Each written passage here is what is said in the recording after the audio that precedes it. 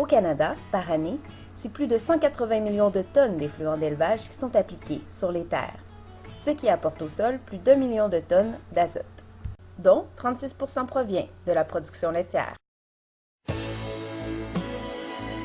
Bien sûr, une grande partie de cet azote servira à la croissance des différentes cultures.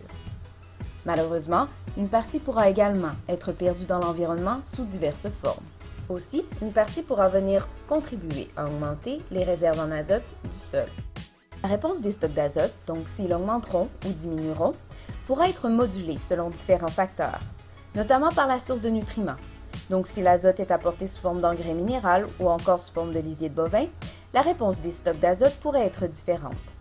L'intensité du travail du sol pourrait aussi venir influencer. Également, le système de culture, donc que ce soit des plantes annuelles ou des plantes pérennes, pourrait avoir un impact différent.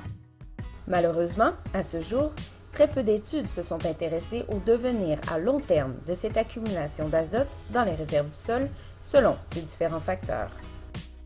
Ce projet a pour objectif de venir mesurer les stocks d'azote du sol afin de pouvoir venir calculer le bilan d'azote pour 3 écozones du Canada selon différentes pratiques culturales.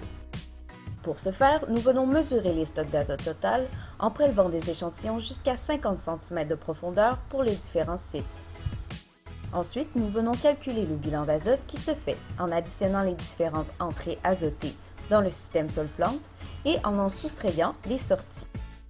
Donc, en combinant certaines données issues de la littérature scientifique et certaines données issues de projets précédents de la grappe laitière, nous avons pu créer un modèle de flux azoté combinant les entrées d'azote et les sorties d'azote du système sol-plante et modulable selon différentes pratiques culturales, comme par exemple ici un système en rotation combinant des années de prairies à une année de céréales avec un travail du sol réduit et une fertilisation à base de lisier de bovin, versus une pratique culturelle totalement différente, donc combinant cette fois-ci des céréales en continu à une fertilisation minérale et à un travail du sol plus conventionnel, donc par labour.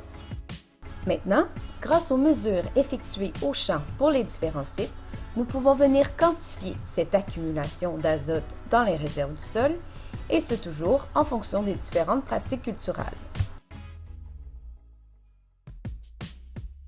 L'outil développé par ces recherches permettra de venir cibler les meilleures pratiques culturelles pour l'utilisation des effluents d'élevage à la ferme, afin de maximiser l'arrivée d'azote et son accumulation dans les réserves du sol et de minimiser les pertes environnementales.